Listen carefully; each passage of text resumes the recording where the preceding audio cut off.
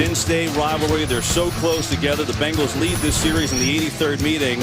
And you see the Browns have not had that stability at quarterback. But the last time these two teams met in December with winning records, a lot on the line, 28 years ago to the day. So it's big. And, oh, yeah, you got number 2 starting for the Browns. I don't know, you may have heard about Johnny Manziel once or twice. This is big. And, you know, we brought that up to Marvin Lewis, the head coach of the Cincinnati Bengals, that this is great. This rivalry finally means something. He said, great for who? Because Cleveland's been down for a long time. They're still in the hunt on the outside looking in, and that builds to the excitement here today. Meanwhile, the Browns won the toss. They have decided to defer. We were on the pregame show with the guys talking about the buzz around town. It is a noticeable difference beginning of the game this week to last week because we were here last week. It's very palpable. You can feel it inside the stadium. And here we go. As the Browns will kick things off, Spencer Lanning, the punter, does the kickoff duties. And Brandon Tate is back deep to receive from Cleveland. And here we go. Tate's going to take it on out. And that hole closed rather quickly. Stopped shy of the 20 by Sean Drawn. The Bengals will take the field first with their offense. And Andy Dalton in his 4th year. And ever since the Bengals were stymied by the Browns, his last 4 games have been terrific. Well, Andy Dalton is a lot like their team. You can watch him at times and he looks like an all-pro quarterback. At other times, you start saying, what's he doing out there? And that was the case last time they met against the Cleveland Browns, where his passer rating was 2. Bengals have a couple of big injuries today. Jermaine Gresham, their tight end, who's got 50 catches, is out of the lineup with a toe. That's a big loss.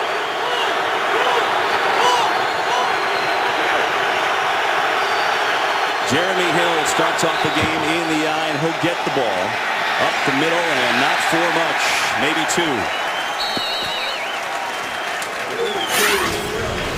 Kevin, when you look at the impact players for the Cincinnati offense, it starts with Jeremy Hill, the running back. He's going to be the workhorse today. Hugh Jackson decided to go with 1 back as opposed to the 2-back system that they've been employing.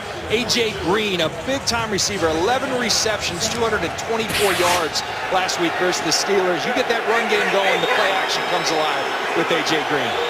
There's Hill. He and Giovanni Bernard have basically split carries this season, but Marvin Lewis saying this week Hill is our number 1. We expect him to get between 15 and 20 carries. On a 2nd and 7, he gets it again. Tries to bounce to the outside. Breaks 2 tackles and a good run by Hill. He's up near the first down marker. And he may have it. You see Jeremy Hill, one of the reasons they want to get him more carries. He's a big back. They feel like he can trust his instincts the more carries he gets. Early in the game, sometimes he can be rather robotic, just run into a spot. They feel as the game wears on, he gets more touches, he gets better. Actually leads all rookies in rushing coming in with 729 yards. That, by the way, was a first down.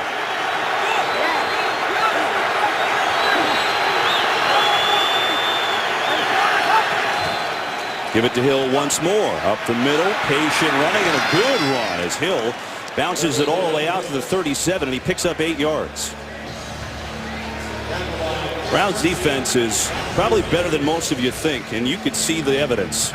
Tough to pass against this group. They really are. They play old school bump and run defense. That means their cornerbacks are up in receivers' faces, getting their hands on them, and they're good enough with the pass rush. They don't have a dominant pass rusher, but they certainly affect opposing quarterbacks in a big way. Going to run it to Hill again, and Hill's got a first down. Marvin Lewis wasn't kidding. He said, we've got to get the run game going. We've got to get Jeremy Hill going, and they've run 4 plays, all of them to Hill. Now you watch this lead block by Ryan Hewitt, the fullback / H-back. This is how you run downhill on someone. He puts the hammer on Craig Robertson, and Jeremy Hill looking good early. This was important for the Bengals to establish this run game. They've done a nice job. Now Giovanni Bernard checks in at running back for the first time, number 25 on a 1st and 10. Good start for the Bengals. Dalton has time. They're going to set up the screen to Bernard, and what a tackle! Man, he had nowhere to go. Chris Kirksey came out of nowhere and brought him down. And that's exactly how you attack a screenplay. Kirksey's right here. He sees the screen develop, and once you see it, don't wait. Go get in front of those offensive linemen. Go make the tackle. It's exactly what Kirksey does. These Browns are really solid open field tacklers, something they do very well as a defense.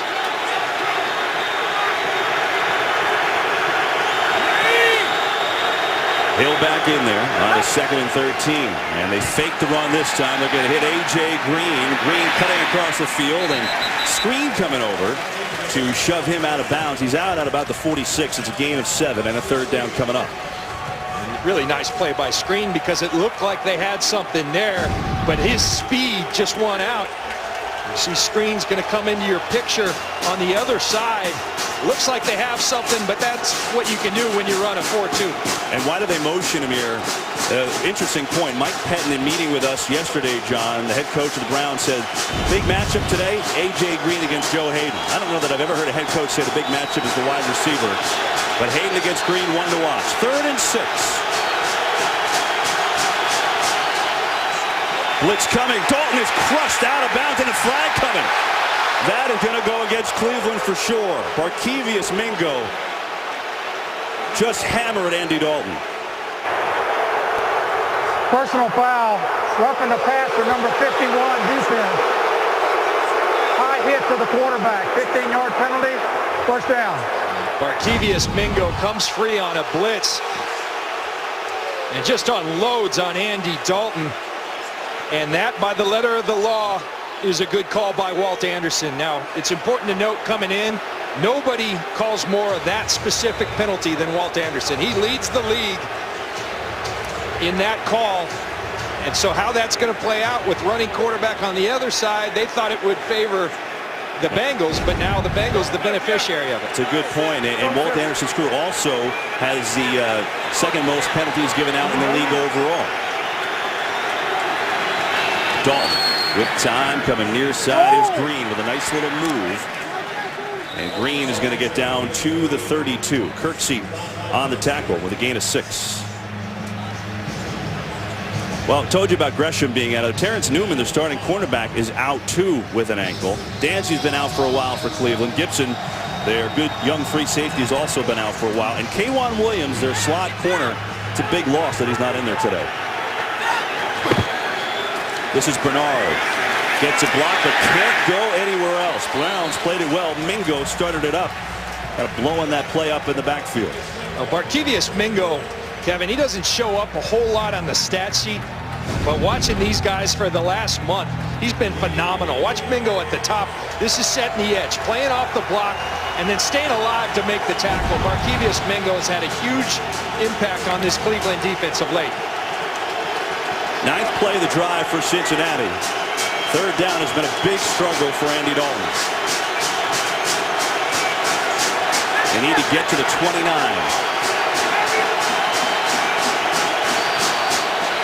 Dalton looking far side Green, and he is matched up against Hayden. He wanted a call, there was none.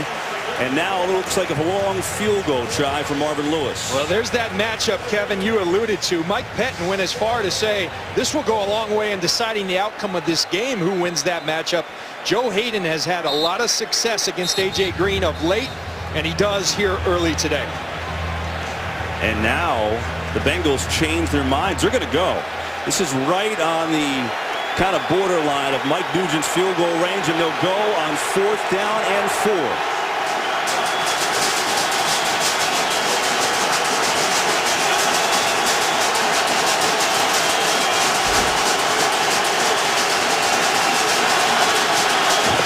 Blitz coming. It's picked up. Dalton's going to hit Green, who makes the catch for a 1st down. So they go back to that matchup, and Green wins it that time. You know, and this is really an interesting matchup because if you ask the Bengals, Joe Hayden's the best corner in football. But they feel like they have the best receiver in football in A.J. Green. So they're going to go right after Joe Hayden. Contested throws and contested catches is what Andy Dalton talked about. We're going to have to win these one-on-ones. It's not going to be easy. There's going to be contested catches. There's a great example. A 10-yard gain on 4th and 4, and this is a nice drive for Cincinnati. 11th play, the opening drive coming up here. They go back to Jeremy Hill. He pushes his way inside the 20. Well, you talked about Walt Anderson and some of the penalties his crew calls. The other interesting thing, I think, John, is they also call the most illegal use of hands penalties, and we saw all the hand fighting on that play with that matchup. Yeah, there's this team, and I give credit to them, and I think it's what you have to do to play great defense in today's football. Everything's set up for the offense. The best advantage you have on the defense, get your hands on them early. In case you're wondering, Johnny Manziel still in the stadium. Just wanted to show you. 2nd and 7. Dalton going to loft it for Green in the end zone, and a good job by Hayden, who shut that one off early in the route. One drive, you can already see it's going to be fun to watch those two all day. Really interesting in talking to both of them. A.J. Green said, I've got to stay low. He's 6 feet 4 inches.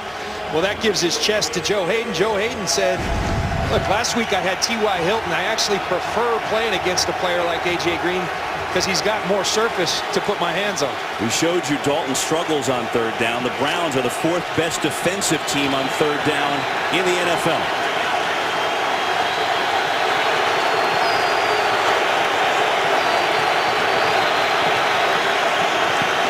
Third and 7. Look at slinging out to Bernard. Can he get to the sticks? He does. And a first down to Giovanni Bernard and a late flag.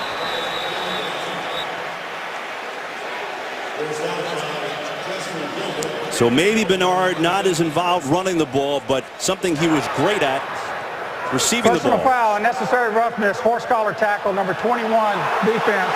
After this was for the goal. First down. And a great job of design by Hugh Jackson. The bunch to the left, I think it's Buster Screen who should have the flat right there. They're in a zone defense. Justin Gilbert, the last one. See the horse collar. His hand is up there. Usually it's a violent tug, but that is the rule. If you get the downward motion, they'll call it. 1st and goal from the 2. It's Hill up the middle. Touchdown, Cincinnati. What a drive on the opener for the Bengals, who go right down the field to get on the board. Well, what a great answer to all the excitement surrounded by Johnny Manziel. We're going to come run the football right down your throat. Pecco, the defensive tackle, as the lead fullback. Tremendous opening drive for the Cincinnati Bengals. Remember, they went for it on that 4th and 4. 10-yard gain to A.J. Green. That was the difference. So Marvin Lewis gutsy on the first drive, and the Bengals put it home for an opening touchdown to take a 7-0 lead. And we'll wait another minute to see Johnny Manziel. For now, it's Jeremy Hill and company in front in Cleveland. This game is sponsored by Southwest Airlines. Book your low fare now at southwest.com. Well, the Bengals just went 14 plays, 81 yards for a touchdown on the opening drive. And when you look what happened the last time they met, they've got half their yards already than they had in that last game. It was ugly for the Bengals last time they met. Talking to Hugh Jackson, their offensive coordinator, I said, what's most important to win here today? We've got to get our run game established early. They did exactly that. Nugent kicking it off. Moore's going to take it. And that is not going to work. What that will do is bring Johnny Manziel onto the field, getting the start for Cleveland. Today's game is sponsored by Stella Artois. She is a thing of beauty.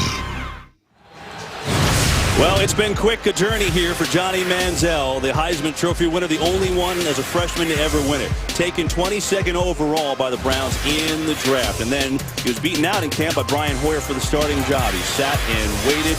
Did replace Hoyer in the 4th quarter, led him on an 80-yard touchdown drive and scored on a run. Got in the game 2 weeks ago, and now today, his first NFL start. With this Browns offense, going to look a lot different than what you've seen the last few weeks. They'll start it off in the pistol, give it to Terrence West, who runs to the right side and has himself a nice gain on first down. He's going to pick up about 5 yards. Manziel getting the call today because the Browns offense, it really struggled lately under Hoyer. 5 touchdowns, 10 turnovers in the last 53 possessions. And after you get a game where you score twice on defense and could have beaten the Colts, it was time to make the move. Yeah, we were here last week, Kevin, and it was clearly both the fans and the veteran players in the corner of Hoyer. Not so much anymore. They feel like they need this spark from Johnny Manziel. Give it to West again. Good cutback. West butting heads as he's just shy of the 25. West had a good game against the Bengals a month ago. Ran for 94 yards. You would expect they would be run heavy today in Manziel's debut. Bengals defense, which in years past have been known for a pretty good pass rush, hasn't generated much. Just 2 sacks the last 179 attempts. Putrid would be the word to describe that pass rush. I could use that. 3rd and 2 for Manziel. Look at the formation. 4 to the right. Pocket collapses. Manziel looking to run, and he is going to be a little shy. Looks like he will be about half yard shy, maybe a yard of the first down, and a 3 and out for the Browns. And look, this is a tremendous asset of Johnny Manziel's, the ability to improvise. But it doesn't work as well in the NFL as it did even in the SEC in college, because the guys are fast that he's playing against. Reggie Nelson closes down and he gets there before the line to gain. The Bengals making a statement both offensively and defensively early today. Couldn't have started better for them. Spencer landing a punt. Brandon Tate back to receive. See Adam Pac-Man Jones back there sometimes, but not this time. Good punts. All the way back at the 15. Tate, good move out across the 25. And so a 3 and out for Johnny Manziel. Bengals up 7-0, and they've got the ball in Cleveland.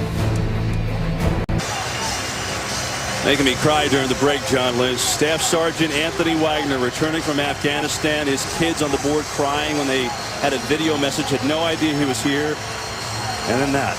Yeah, you know, I read an article a while back that this author was saying that they'd had enough of these type of celebrations. Garbage. Nothing better than that. And thank you for your service. And what a wonderful scene here in Cleveland. That's just awesome. So here are the Bengals, who have started this game as good as you possibly can. With an opening drive, touchdown, and a 3 and out against Johnny Manziel. And they take it over on their own 27-yard line. Hill in the backfield for him. They fake it to Hill. Dalton on the roll, looking for Green, who's got it. And a first down for Cincinnati. This is interesting. As advertised by the Bengals, all the respect in the world for Joe Hayden, but they were going after him. They made that clear, and A.J. Green doing a great job of exploding through the top of the route. I'm interested to see if he has control of that ball, and it looks like he does. Tremendous catch by A.J. Green. A.J. Green is a big receiver. 6'4", 207, tremendous speed, 224 yards last week. Has good pursuit by Robertson. Hill looked like he had a lot of room to run, and it was Craig Robertson with the shoestring. Well, Craig Robertson going to shoot right through that gap and then chase it down backside, and there's no better way to beat a running game than penetration. Craig Robertson, they have Carlos Dansby coming back, but they got to keep this guy on the field along with Dansby, because he impresses me more each week I watch him. That interception came against Andy Dalton in their last meeting.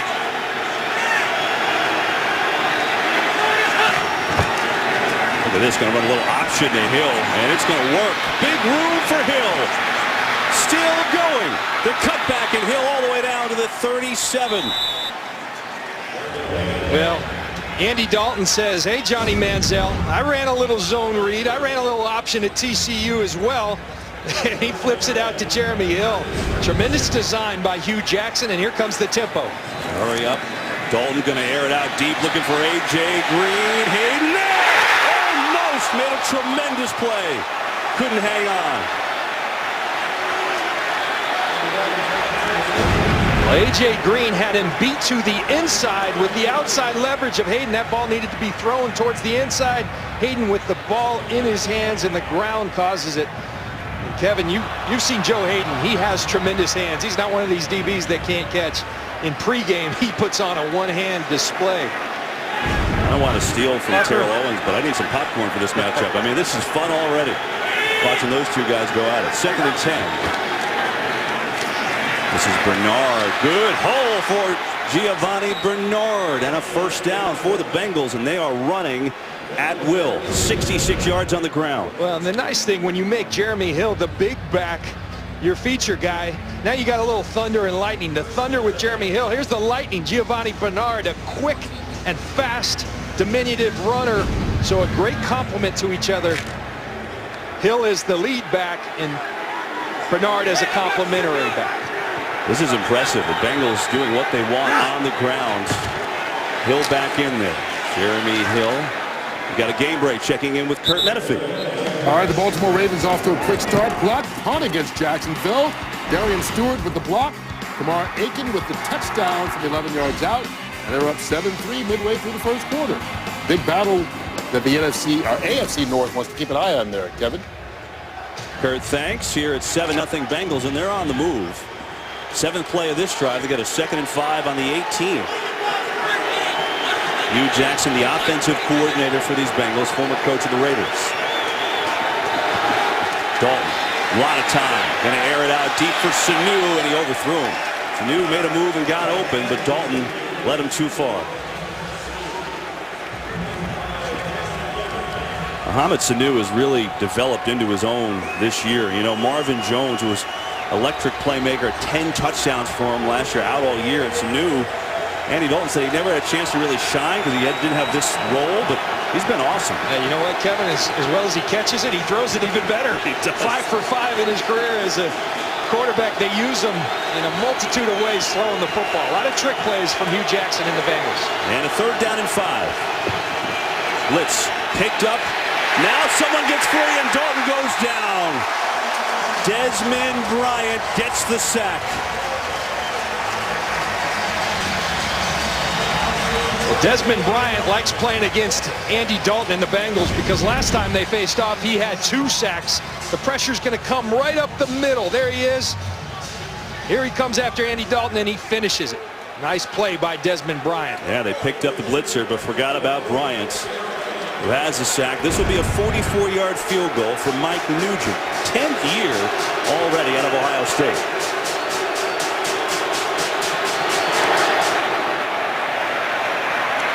And he's got it, and it's a 10-0 Cincinnati lead. 2 drives by the Bengals. Looking good so far, up by 10. Today's game is sponsored by Pizza Hut. We're taking pizza where it's never been before. Bengals offense is clicking. Really, everything's clicking. I mean, they've run 22 plays, and the Browns have run just 3. Great mix. You got to love the plan by Hugh Jackson. A little trickeration, establishing the run, play action off that run. Really looking good for this Bengals offense. And 71 yards on the ground for Cincinnati in this first quarter. It's the most first quarter rushing yards they've had in 5 years. I'd say it's working. Taylor Gabriel back to return this kick. He had a nice effort last week. Sprinting out, looking for a seam. And a good return. Gets out past the 23. And that's where Johnny Manziel will take the field for his 2nd drive. Manziel wearing number 2, drafted number 22. He's 22 years old. His 2nd drive. All 2s next. The legendary Jim Brown on hand. Last time the Browns won a championship, it was 50 years ago. Running behind that man, the Hall of Famer. And he had a quote today, John. I believe it was the Akron newspaper about Manziel. Brown said, "I'm excited. I don't even like excited." Which was perfect. So here's Manziel looking to throw far side. He's got a completion to his tight end. It's Jordan Cameron. And Cameron's going to be out to the 32. So Manziel looks for his first down, give him 4 on that. Interesting, these two teams last time they met, a lot of these guys weren't playing. Obviously Manziel wasn't. Gordon was suspended. Cameron was hurt. Hawkins playing against his former team for the first time. So there's all these new pieces second time around. Yeah, it really is. And it's nice to have Pro Bowl players like Jordan Cameron and Josh Gordon. It's just getting them back in rhythm with this offense. It's been a struggle for Brian Hoyer. We'll see if Johnny Manziel fares any better with it. Out of his pistol, Manziel keeper, and Manziel is buried. Wallace Gilberry And there's your first cash sign with the big play against Manziel. Well, the zone read, Wallace Geltberry, that's who Manziel's supposed to be reading. He did a great job of just attacking. He attacked both the runner and then had the instinct to come up on Manziel. And Johnny Manziel learning really quick that these guys can really run at this level. And a 3rd and 13.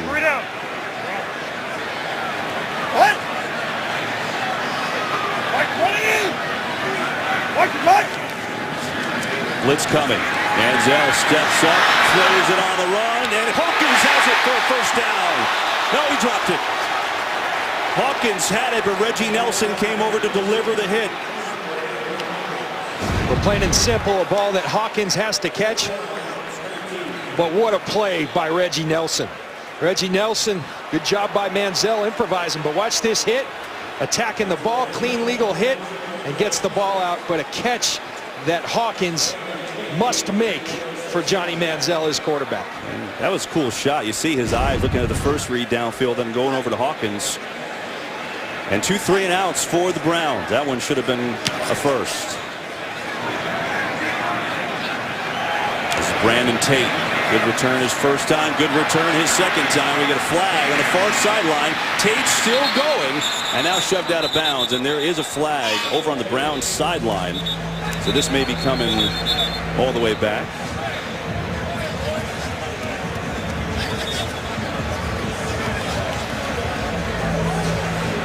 See what the flag is from Walt Anderson, our referee. Discussion on the far side.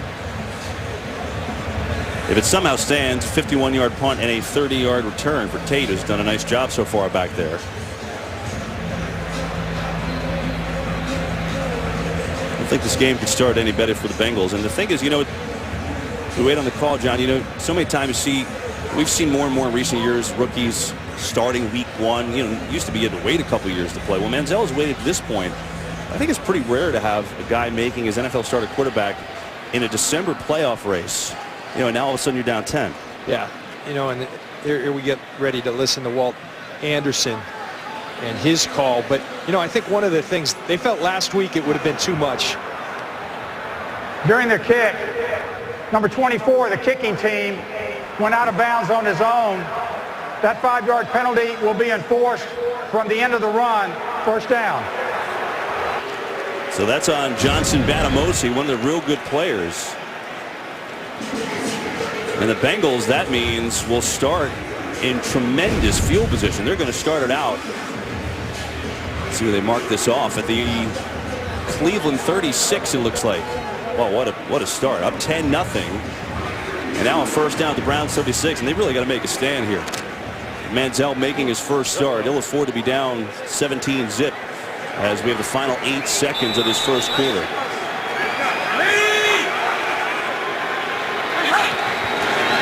Fake to Hill. Dalton, a lot of time. Decides to roll out, and we get a flag, and it's incomplete. Now another flag from the secondary.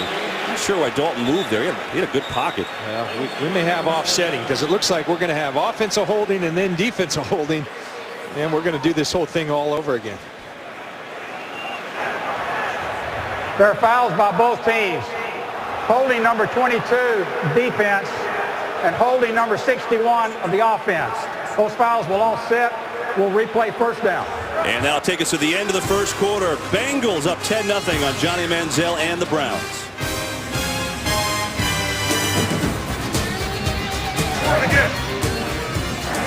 This is the end of the first quarter. Total domination by the Bengals here in Cleveland as we start the second quarter in Cincinnati in good field position as they begin on the 36 of Cleveland. The offsetting penalties ended the first quarter.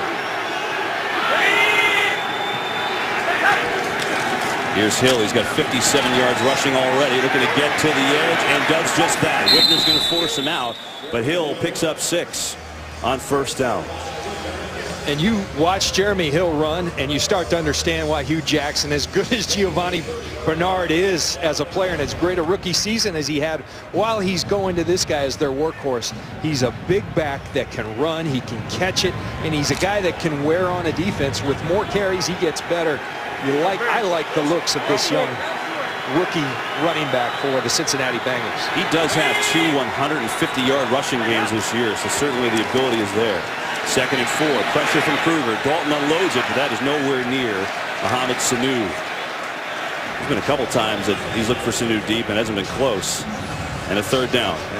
That last play with Paul Kruger close enough and getting his hand in Andy Dalton's face. Now Kruger has 9 sacks, the most on the Browns, but that's what you see a lot. Middle of the pack in terms of sacks, but they're always right around the quarterback affecting him. I don't want to overstate this. It's the 2nd quarter, John, but I think this is a must-stop for Cleveland. It's big. It's big. Rookie quarterback, first start. You don't want to get behind 17-0. You don't want to get behind 13-0.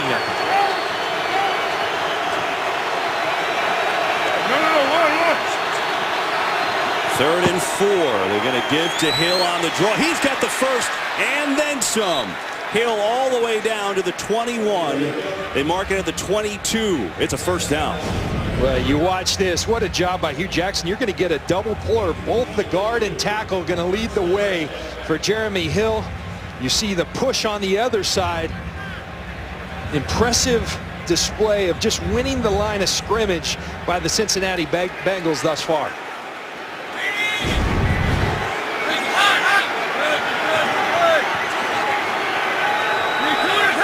From the 22, why not go to the well again? And he tries to get around and does. Hill is having a monster first half. That's already his 12th carry for 77 yards. And he's beating them inside and outside. We hear so often about setting the edge. Well, the big part about setting the edge, you got to put an edge on it. Right now, they are not putting an edge on it, and he's outflanking them to perimeter for 5-6 yard gains. And the Bengals nearly have as many yards as they did the entire game against Cleveland the last time around. 2nd and 5. Hill again, right through. Stiff arm. Jeremy Hill. Touchdown.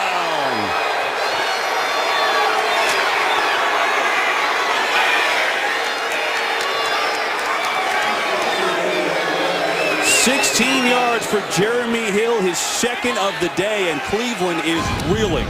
You just see the line of scrimmage being controlled, and watch Ryan Hewitt. He's been fantastic today. The lead blocker, he's going to make the seal, and then Jeremy Hill says, "Get off me, Jim Leonard." Uses the stiff arm right into the end zone. Total domination by this Bengals offense in the running game. So a 5-play, 36-yard drive. I mean, this is unbelievable. They've got more rush yards than they had. They've almost got as many yards as they had a month ago when the Browns skunked the Bengals in Cincinnati. But this has been completely different. 17-0. The only thing Jeremy Hill has done wrong today is at the very end. He's thinking, I'm going to jump into the dog pound. I mean, what are you thinking, man? He got rejected. Today's game is sponsored by Ford. Beautiful things happen when you go further. Oh, this is not what you want to see if you're a Browns fan. We didn't see Joe Hayden get hurt, but walking back to the locker room, and that's bad because he's on A.J. Green. Bengals haven't even needed a passing game because their run game has been crushing people, and Jeremy Hill getting the start. Marvin Lewis said he is going to be the #1 back. No more split. Well, it's worked, John. 13 carries, 93 yards. We're in the 2nd quarter. The Browns need to wake up and wake up fast. Travis Benjamin, 3rd different returner for Cleveland. Spin move, and he is buried. Browns keep taking it out of the end zone, and it's not working. Saturday, the UFC returns to Fox Sports 1. All-time great Lyoto Machida battles C.B. Dalloway and more. Action begins 7 p.m. Eastern, only on Fox Sports 1 and streaming live on Fox Sports Go. I tell you, I watched that heavyweight bout on Fox last night. Junior Dos Santos against Stipe Miocic. Little known fact, Jay Glazer told me this morning, Stipe played 3rd base for Cleveland State. Now he's a heavyweight UFC fighter. You've just been waiting to say Stipe Miocic the whole time, haven't you? I've been saying it for a trying not to. So here are the Browns in trouble with Manziel under center. Going to throw. Pressure. In trouble. Going to sidearm it to Cameron. That's going to work. A big yards to the tight end Cameron is out near 1st down. And we get a flag.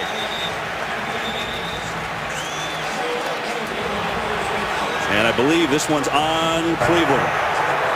Ineligible player number 62 of the offense was downfield prior to the pass. 5-yard penalty. Now the center, Ryan Seymour, that's who they call downfield. Looks like it's a screen. And there he goes. I don't know, that's questionable. Usually they give a little leeway. The ball's thrown behind the line of scrimmage. It's a questionable call to me. So even the two positives that Cleveland has had, the 1 3rd down nice throw to Hawkins that he dropped, and now the Kent to Colby delivery to the tight end, and they're going backwards. On 1st and 15. And they rush it to Crowell and get up near the original line of scrimmage, maybe a yard shy. Ray Malaluga is there for the Cincinnati defense that has been, well, they were shredded last week in the 4th quarter against the Steelers. I mean, they got torn apart in that game, outscored 25-0, but they're obviously stepping up today. 2nd and 11. What is that? That be's over! That be's over! Let's do it. Plenty of time on the clock. Again, a blitz. Picked up. Manziel is going to sling it high. Gordon, one hand, can't make the catch. And a flag on the far side of the field at the 22.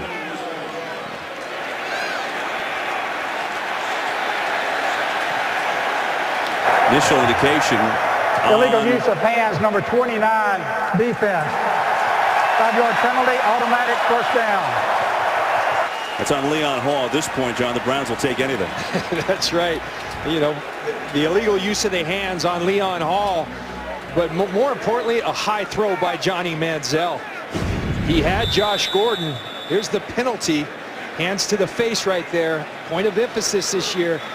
But look at the high throw. And let me tell you something. Reggie Nelson making his presence known here today. He's been all over the field thus far. Well, took a penalty, but the Browns will take their first down.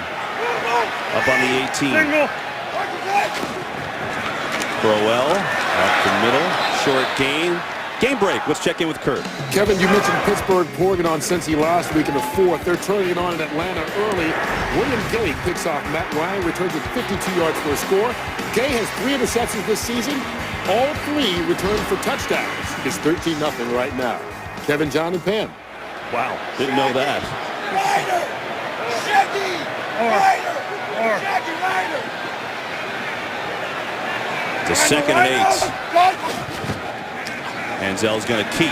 Back to throw. Looking. And it's going to be intercepted. It's intercepted by Dre Kirkpatrick.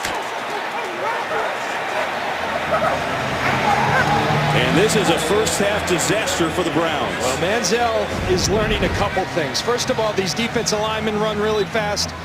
Second of all, you cannot throw late in this league. That ball is a tad late. That gives a guy like Dre Kirkpatrick enough time to close on a ball that was floated out to Hawkins. You do that in this league, it's going the other way. You see that ball should be thrown right now. Instead, he holds on to it, gives Dre Kirkpatrick the time to go track that ball down. Disastrous start for Johnny Manziel. Well, and the Cleveland Browns. Sorry, John. We came on obviously talking about Johnny Manziel and his starting debut in a big game playoff-wise for both these teams. And we're not even close to halftime. And this is about to be a blowout. I mean, this is the way the Bengals are playing. It's a complete 180 from how they were a month ago against the Browns. Why not give it to Jeremy Hill, who's approaching 100 yards. And he's going to pick up 3 on first down. That puts him at 96 yards in the first half. And thus far, you know, it's not just Andy Dalton playing better than Johnny Manziel. It's the Cincinnati Bengals just flat out winning the physical battle. The physicality that they're playing with established a tone in this game. They're dominating both line of scrimmages and really just taking it to the Cleveland Browns. Dalton pressure, throws while being hit, and screen didn't turn around, otherwise he could have had a pick. Meanwhile, let's go down the field, check in with Pam Oliver. Well, Kevin, you notice it was 22. It wasn't Joe Hayden on A.J. Green. He's back in the locker room. He's been playing lights out, hasn't he, that Hayden? But they're dealing with a shoulder injury for him. He's back there getting evaluated. They don't know if he's coming back. They're officially listing him as questionable. Back to you. All right, thanks, Pam. That's big. So screen Gilbert in. at the cornerback position. They also bring on Poyer as an extra safety to fill that nickel role. 3rd and 7. Dalton, a lot of time, and now pressure coming from behind with Paul Kruger. Breaks away, gets it to Hill.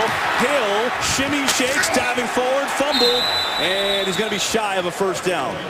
It was a crazy play, but Billy Wynn made sure that Hill did not pick up the first. I'll tell you what, Andy Dalton showing off his improvisational skills all over the field and doing a really, really nice job keeping his eyes downfield, locating Jeremy Hill, keeping the play alive, eluding the sack from Kruger, finding Hill, and Hill gets down. Hill right there, I think he's got a first down. Instead, he tries to go outside. So Mike Nugent has one 44-yard field goal today, and this will be another 44-yard try.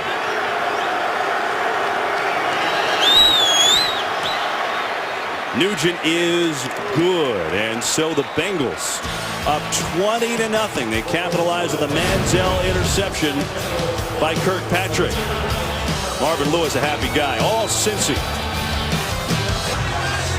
All Bengals, 152 yards to 12, 30 plays to 9. Any way you slice it, it's been utter domination. Johnny Manziel with his head down. Certainly not all his fault, but he hasn't done much in his starting debut.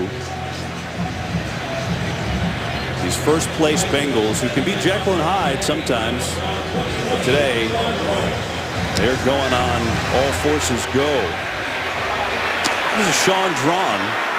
Browns have tried everybody on the roster on kick returns, and no one's worked. Drawn gets cut up before the 20. Hey, Saturday, an old rivalry gets renewed as Raheem Christmas and Syracuse bring the fight back to the Big East when they face Javon Pinkston and the 7th-ranked Villanova Wildcats. Coverage begins Saturday at 12:30 Eastern on Fox and streaming live on Fox Sports Go. I welcome you into the booth with John. I'm Kevin, and I don't think you can script it worse if you're Johnny Manziel and the Browns. They haven't done much, and where do you go from here? Well, I think you got to stick with your game plan. They need to stay on the field a little bit. They're 0 of 2 on 3rd down conversions, the interception, so they haven't been on the field enough.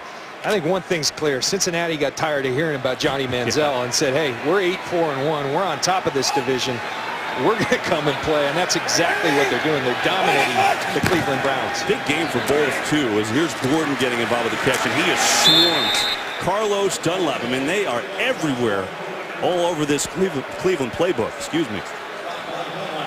But, you know, the other thing is for Cleveland, John, is they've got to win this game. If they lose this game, they're pretty much done in the playoff race. Not official, but close to it. And we've seen those highlights coming in from Kurt in L.A. Both Pittsburgh and Baltimore winning. Cincinnati came in with a half-game lead on both Pittsburgh and Baltimore. Been in 2nd and long already a couple of times today. 2nd and 13. West bobbled, recovers, and good hard run. Stop shy of the 24. It'll bring up a 3rd down. And Kevin, this down, 3rd down for the for the Cleveland Browns has been a big problem with Brian Hoyer. I mean, they have been bad on 3rd down. 31st, 2nd worst team in the league. They're hoping that Johnny Manziel can help them in this avenue. It's only a 4-man rush, 3rd and 5. Spinning around, throwing on the run. High for Jim Dre and incomplete.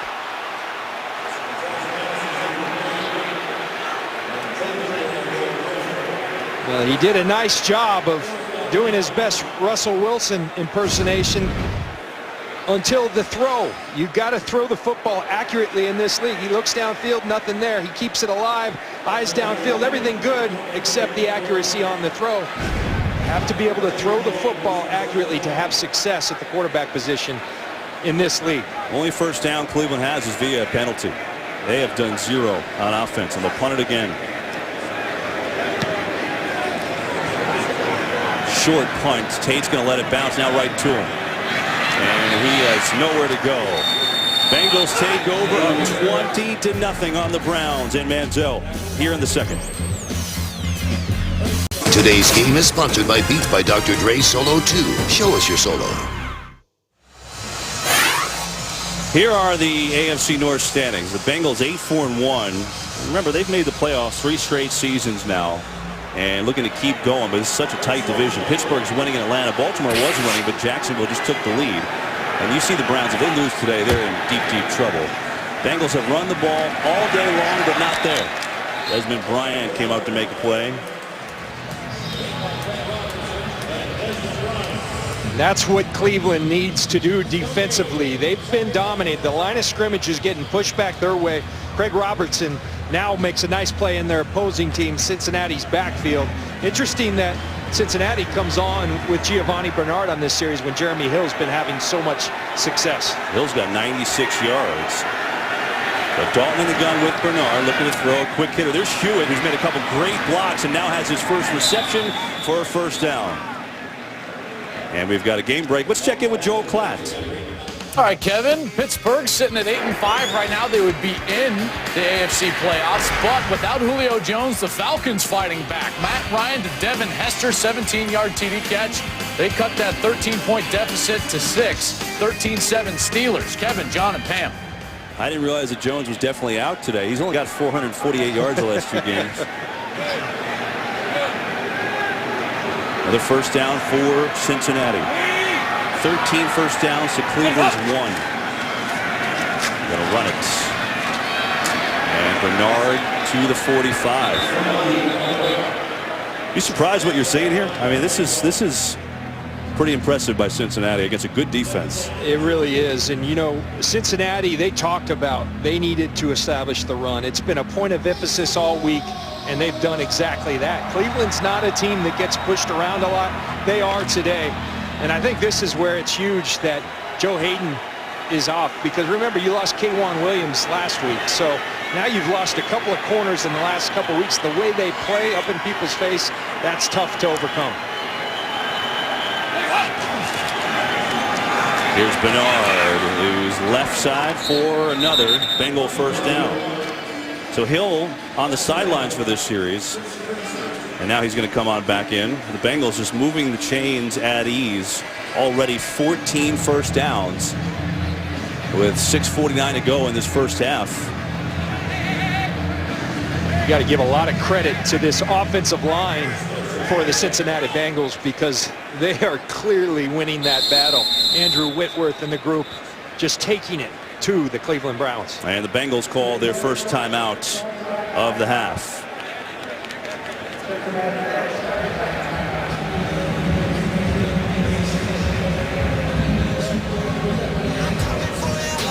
Have you heard about the new show Empire? It's coming in January, and it's starring Terrence Howard as the hip-hop mogul Taraji P. Henson as his just-out-of-prison ex-wife. If you love high drama and amazing music, this is the show for you. Empire premieres Wednesday, January 7th on Fox. What do you think Johnny Manziel's thinking right now? He may be thinking, Brian Hoyer, you want to go back in? Because this isn't going too well right now. But he's a great competitor. I think that's one thing you know about him. Everybody gets introduced to this league and understands that it's a different deal. And that's what he's, I think, grasping right now, that it's a lot tougher here. We'll see a lot of football to be played here today. A lot of football for Johnny Manziel. I'm interested to see how he responds. Jimmy Haslam, you saw there, bought controlling interest of the Browns in 2012.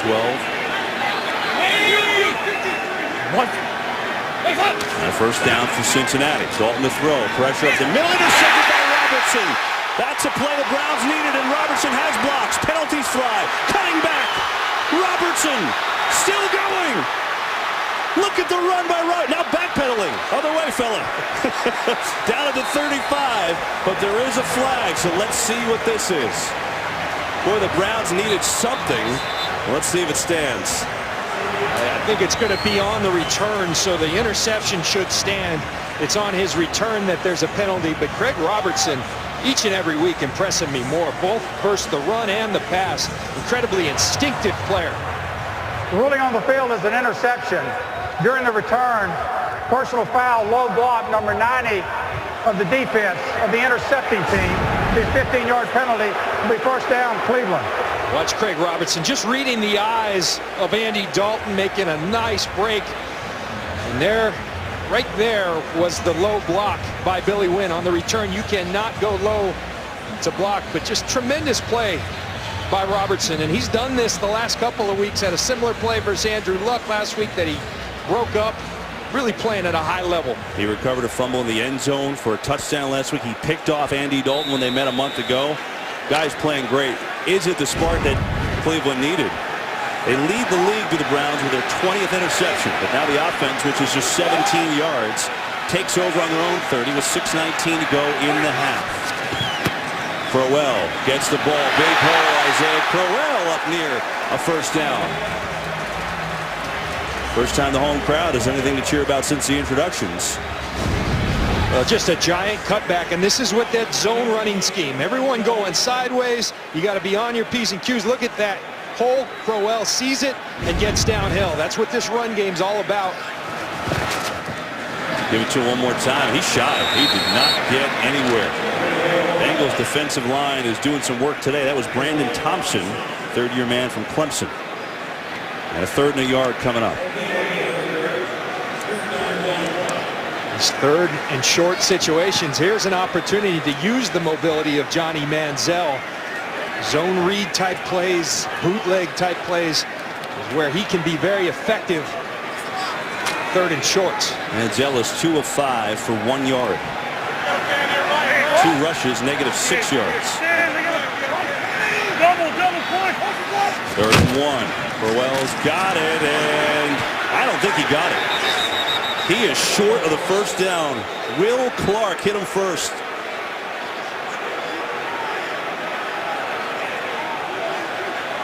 You entertain thoughts of going for it here? I think you have to.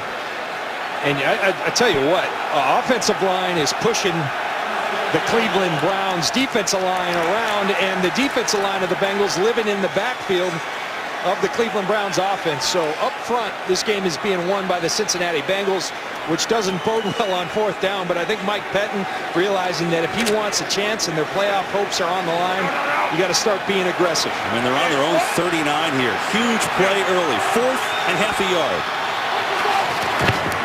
Crowell has got it, and he's got a first down. He got just enough. A gutsy call. I'm with you. I think they needed to inject some life into this team, but that could have been curtains if they didn't get it. I think on normal circumstances, not so. But again, Kevin, this is a 7-6 team on the outside looking into the playoff chase. To stay alive, you have to be a little bold. And so the first down by Cleveland picked up by their offense. The other one was by a penalty. Crowell cuts back, dives forward, nothing there.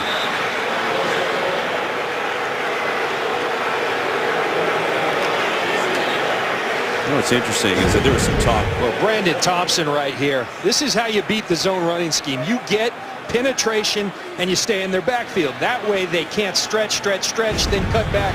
You dictate where the cutback's going to be.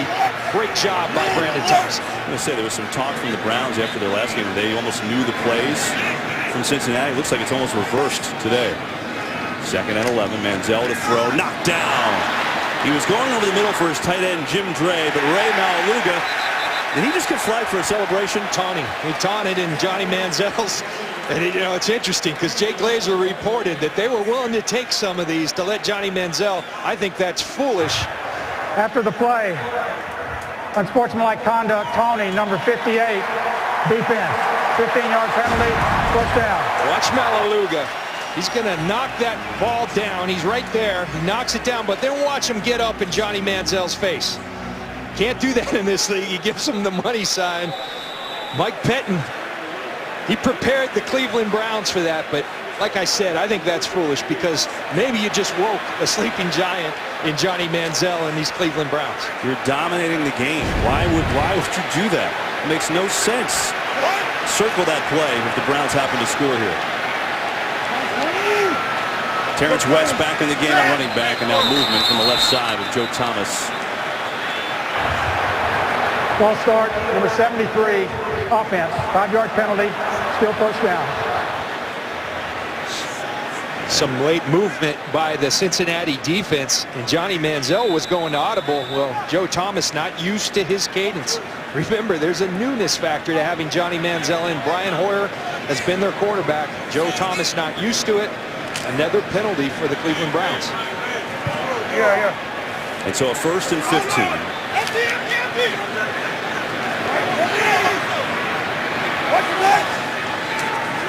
Four-man rush over the middle, high, and it's intercepted again. It's intercepted again. There's a flag down. It's Maluga, who's still going inside the 25. Let's see what the penalty is, though.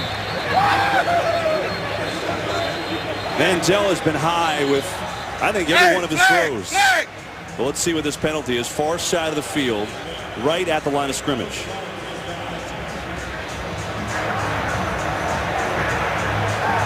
All sides, number 95, defense, lined up in the neutral zone. The 5-yard penalty. It's still first down. Well, we told you Walt Anderson and his crew get their money's worth. They're throwing these flags left and right. But again, the Cincinnati Bengals turn away a big play with a foolish penalty, lining up in the neutral zone. There it is. From that perspective, hard to tell. And you see, again, the high throw. But these receivers, they got to understand with Johnny Manziel's first start, these balls are catchable. Remember the earlier one by Hawkins? That's a little high, right, but that's a catchable ball by Travis Benjamin. They got to start keeping their hands on these footballs and controlling them. Bengals penalties, just trying to will the Browns to get on the board. First and 10. Fake to West. Pressure coming off his back foot, throwing. He's got Gordon. Wide open is Gordon for a Browns first down to the 25 and shoved out there. You know how we said in the open, you're not quite sure what you're going to get? Well, here's a great example. I mean, this kind of throw, not recommended in this league, but he has a lot of success on that opportunity. Johnny Manziel, the great improviser, getting it done. Down to the 25, and everybody moves. This is some drive. False start, number 72, offense. 5-yard penalty, still first down. You know, and I think one thing that's important to note, Kevin, you got a rookie quarterback making his first start. Well, you got a complete rookie backfield. These are all rookies. Johnny Manziel, Terrence West, Crowell, Agnew, and oh yeah, your center, Ryan Seymour. He's a first-year player playing center for his second game this season. A lot of newness for this Cleveland Brown offense. Let's see if we can have a play without a penalty. First and 10 from the 30, or 15, I should say. And that is a give up the gut to Taylor Gabriel, a wide receiver, and that should take us to the 2-minute warning as we wind on down. Cleveland looking in no hurry to get off a play. Just trying to get on the board and gain some momentum in a half that's been dominated by the Bengals, who are up 20-0. You can follow your favorite team all season long. Go to iTunes.com/NFL. So the Bengals have dominated this entire half. They're up 20-0, but their penalties are just trying to will the Browns to score. 3 penalties on this drive, including an idiotic taunting penalty on Ray Maluga, because the drive would have been over if he didn't do that. And remember, if you're the Browns now, you get points. Remember, they deferred to start the game. They get the ball back. Next thing you know, you have a ball game. And the Bengals had an opportunity to put this thing away. And they're trying to allow the Browns back into it with the foolish penalties. And then to his credit, Maluga picked off a pass and returned it to the 25, but they were offsides. Now can the Browns take advantage? That's the big question. All kinds of communication. How can this happen out of a 2-minute warning? Well, there's the rookie fullback. We just told you about the rookie They have to take a timeout. Yeah, they got to take a timeout. That's brutal. 2-minute warning and you can't get the personnel on the field? Well, they call a timeout, and we will as well. Johnny Manziel not thrilled about that. His team down 20. Well, the Browns have made some progress. They've had more 3 plays in this drive, and now can they score? 2nd and 13. Ball on the Cincinnati 28. 2 minutes to go in this first half.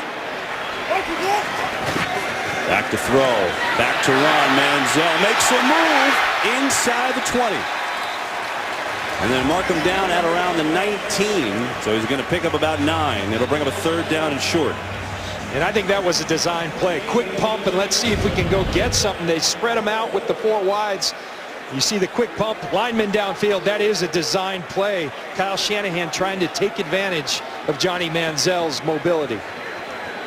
Manziel picks up 9 and a 3rd and 4. There's Shanahan, offensive coordinator for these Browns.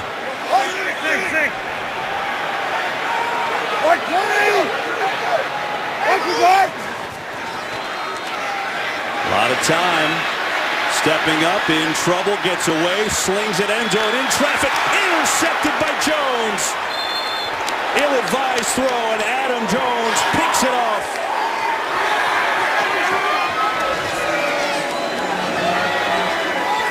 Well, the ball is so precious in this league. When you have that football, you're protecting the hopes and dreams of your entire team.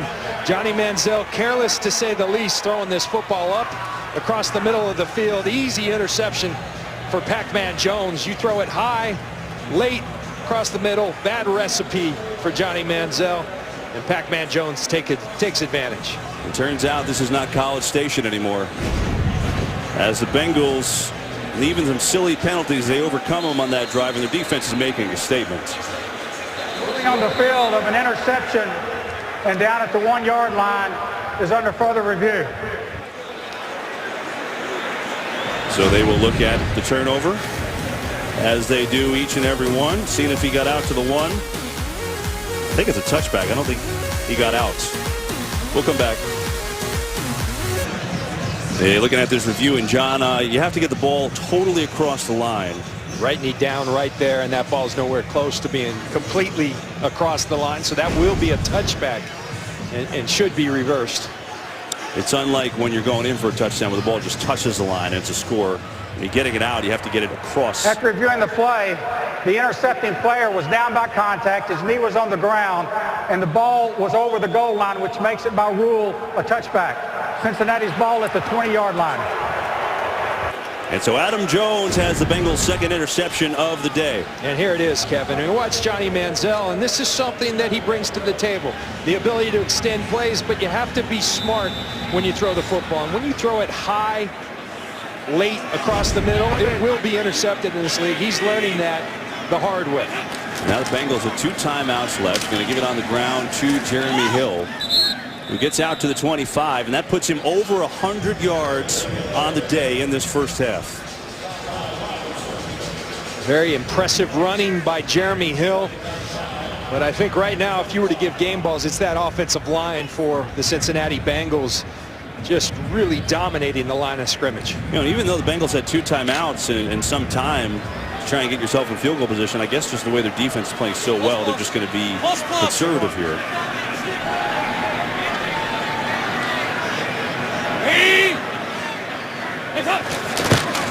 Give it to Hill one more time. You're going to see a lot of that. We saw it on a penalty before from Mount Lugo, which was not good at the time, but they overcome it on Jones, who does it on the sideline, which they don't get penalized for. And that will be the half here in Cleveland. What a performance by these Cincinnati Bengals, looking the part of a first-place team today. Offensively, doing it on the ground, and the defense has been tremendous. It's 20-0 Bengals here in Cleveland in a rough first half for the starting debut of Johnny Manziel. Just 4 of 9 for 22 yards and 2 interceptions. And Jeremy Hill for the Bengals on the ground, terrific. 16 carries, 103 yards, and 2 touchdowns. That's the main story for this one as they try to keep their first-place lead in the AFC North. 20-0. It's Cincinnati over Cleveland. The Browns getting the ball when we start the third quarter. Dog Pound's been pretty quiet today, looking for something to cheer about. Browns will get the ball to start the third quarter. When we come back after this halftime show, what a job by the Bengals. Not the greatest of days for Johnny Manziel, not what he had hoped in his debut in this first half. All Cincinnati at the break from Cleveland.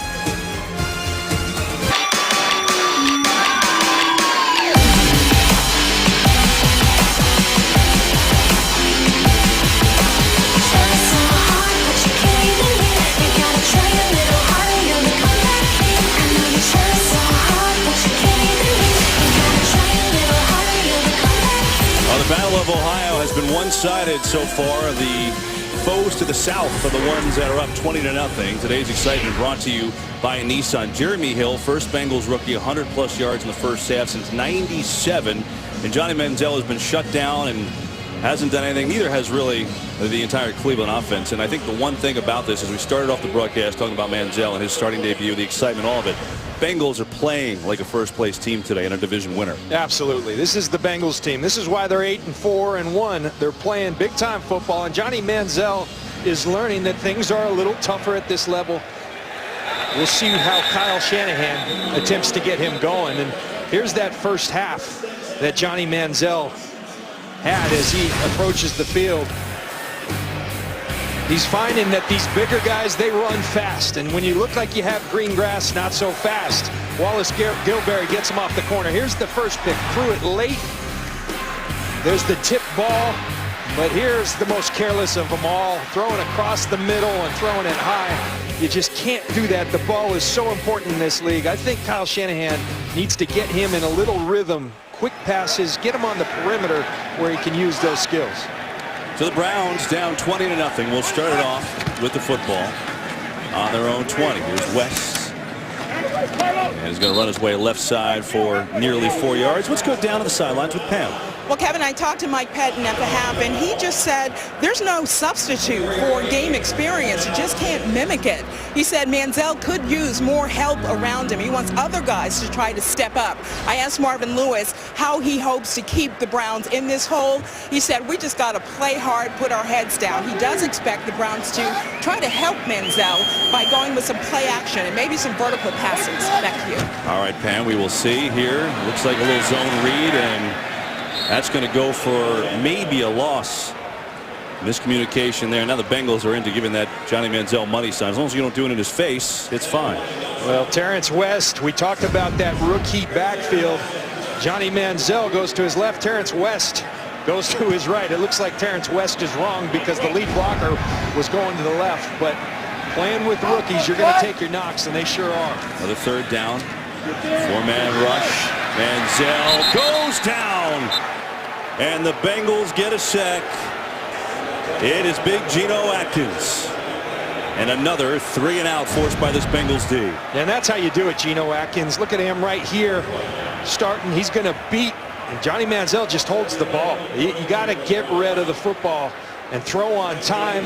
And I like most about Geno Atkins. He made the sack. He got up, went back to his sideline. It's been a statement from the Bengals so far. Spencer Lanning will punt it away. Here's Tate. He had a 30-yard return in the first half. Looking for a seam. Not much there. And the Bengals will take over inside their own 40. Manziel and Kyle Shanahan trying to figure it out. Bengals by 20. Today's game is sponsored by Southwest Airlines. Book your low fare now at southwest.com. Johnny Manziel has had a rude awakening to the NFL game. His first start today, played a couple series in the Buffalo game, didn't lead a touchdown drive there. I'll give some credit to these Bengals.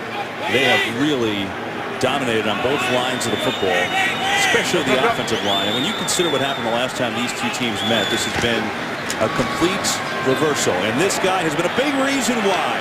Jeremy Hill with another huge run. All the way down the 42-yard line. It's a gain of 21.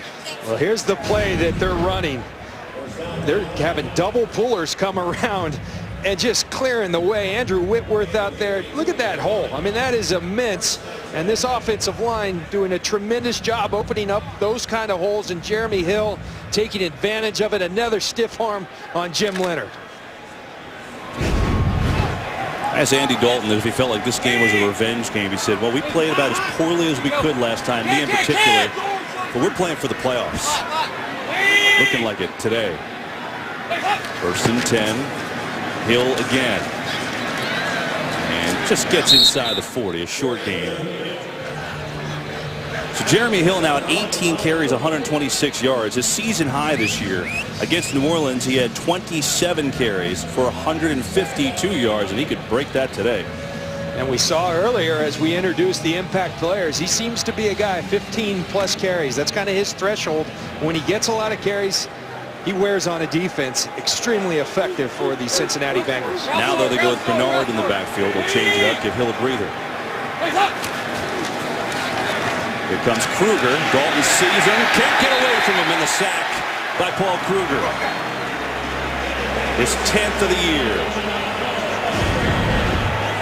Here's Kruger at the bottom of your screen. Watch him working against Bowling. Andy Dalton is held up, and so many of these sacks that the Cleveland Browns get, it's because of this bump coverage. It disrupts the timing, and he's looking downfield. No one's coming open, and guys like Kruger have great motors and just continue to come after Andy Dalton and bring him down. Meanwhile, we showed you in the first half Joe Hayden going off. Pam had a report about his shoulder. He's not returning, the Browns tell us now. So, as if the score for the Browns wasn't bad enough, their best defensive player not coming back. 3rd and 13. Dalton just going to sling it, and almost had a completion there somehow to Tate, but it's out of bounds. And they will punt it away. Well, it's Buster Screen who gets the tough task of trying to guard A.J. Green. Here's Pierre Desir, a rookie who's playing because K'Wan Williams was hurt last week as well. So they're deep in their cornerback depth, but not changing their style up in the faces of the Cincinnati receivers. It's the first punt of the day by Cincinnati. It's Huber trying to drop it inside the 20. Leonard, fair catch at the 14, and that's where the Browns will take over. Bengals defense doing the job, 20-0. Today's game is sponsored by The Interview, in theaters Christmas. Aerial coverage provided by Nationwide this afternoon. Awesome shots up above. 20-0 Bengals. Browns have just 52 total yards on the day. Out of the pistol, they'll fake. Manziel looking, sees nothing, throws to Gordon, and that is incomplete. Ever since the Browns came back to Cleveland after the move in 1999, Manziel is now the 21st different starter. I mean, you got Tim Couch, first-round pick in '99. You got Brady Quinn, who's now working for Fox, doing a game today. Brandon Weed, another first-rounder. He's in Dallas backing up Tony Romo. And now it's Johnny Manziel. 21 starting quarterbacks. They haven't found one to really take them for a few years. And the question is Manziel the guy? Well, they're so hopeful that he is. I was talking with Jimmy Haslam, the owner, down on the field, and they know that their hopes rise on someone playing well as he goes down again. What a play by Brandon Thompson with one hand to sack Johnny Manziel. Yeah, but don't put this on Manziel. I mean, this is domination at the line of scrimmage. We've talked about it throughout. And look at Thompson. He's going to be right here, and watch him just run through unimpeded. That's a hard play action. Manziel can't do anything there. And so if they want Johnny Manziel to succeed, they got to do a better job up front helping him. Yeah, he certainly hasn't had that today. And unfortunately, when you get in these, 3rd and 19, pretty tough. They're 0 for 6 on 3rd down today. They're going to set it up, high throw to Crowell, and he's got it. And that is a tremendous play. Run down by Carlos Dunlap. Another punt for Cleveland. And you watch the speed of Carlos Dunlap, and there's a lot of people in Cincinnati that want more out of him because you see what he's capable of. Watch this speed to run down Crowell. He did it earlier to Manziel. When you're capable of that kind of play, you got to bring it every week. He is capable of it, and they need to see more of that in Cincinnati. 5th 3 and out for the Browns as Lanning will punt it again. Brandon Tate calling a fair catch, does so in Browns territory. Cincinnati Bengals going for win number 9 and in control. Today's game on Fox is sponsored by Game of War. Play free now.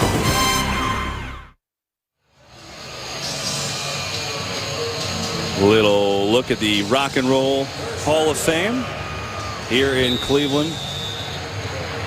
A nice job with the downtown area around here. It's a nice place. This stadium great right on the lake. Not great for the Browns is their result right now. It's all Bengals 20-0 in their ball to start on the 46 of Cleveland. There's Bernard who gets the carry. And Bernard still going out to the 42.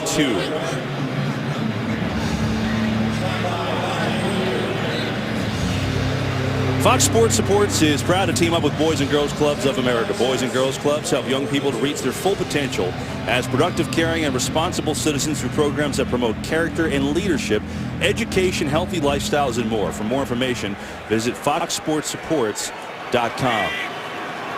Manziel and Shanahan trying to figure out how to get something going on the sideline. George, you go there, Second down. Bernard patiently just trying to find a hole in a 3rd and short.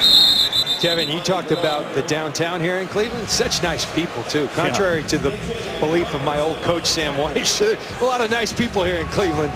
But that's what makes this rivalry. It was fun seeing the folks from Cincinnati. Yeah. The folks from Cleveland, apparently they don't think too kindly of each other. But I got to tell you, a lot of nice folks here in Ohio.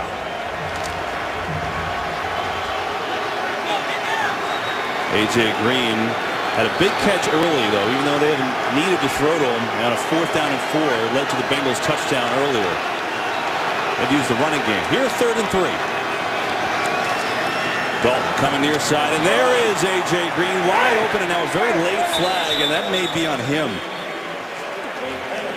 It was thrown so late, maybe a push-off on Green. I think now that is the call. Pass interference, number 18, offense. And here it is. This is something that Marvin Lewis pointed out. They talked about with A.J. Green. When he gets booked, he has a tendency to want to push back. Well, everybody knows if they watch the NFL, they call it on the defense. They typically don't on the offense, but this year they have been. So A.J. Green, they were coaching him up. Don't push back. Run through the grabs, but you can't push back. And there they caught it. I'll move it back to a 3rd down and 13. And John, not only is Joe Hayden out, but I don't see Justin Gilbert, the rookie who started with the injury to Kayvon Williams either. So they're down 3 guys in their secondary. Cleveland now. Jordan Poyer, number 33, is playing the corner spot. He's a safety normally. 4-man rush. Dalton with time, steps up and throws over the middle. It's Hewitt, and Hewitt muscles his way near a 1st down. The mark critical, but he's close. I think Hewitt's been outstanding as a lead blocker. Now he contributes as a receiver. Remember, Gresham out today with the toe injury. Ryan Hewitt's been outstanding in his place. See, we're going to call for a measurement here. Yeah, the officials call time, likely to bring out the chains. It's pretty close. And it is just 4th down. They will not measure. Oh, no, here they do come. All right. John, if they're short here, it's a long field goal. Do you just go? Well, they had made their decision. They were sending their offense on to go for it. So I think that's what Marvin Lewis is intending. You're looking at about 54 yards on the field goal. Marvin Lewis wasn't hesitating to at least put his offense out there to try to draw him, possibly. We'll see. Bengals have 158 rushing yards, and they're averaging 6.3 a carry. And I think that adds to that decision because you've been dominating that line of scrimmage so much. Let's just go push them around some more. And so they'll go. They've converted their 4th down try earlier today.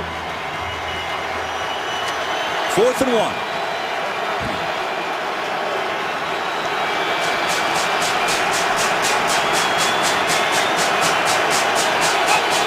Just a quarterback sneak, and Andy Dalton has it easily. And the Bengals again convert on 4th down. Well, Dalton gets right behind his center, Bodine. And again, they win the line of scrimmage. And easy conversion for Andy Dalton and the Bengals.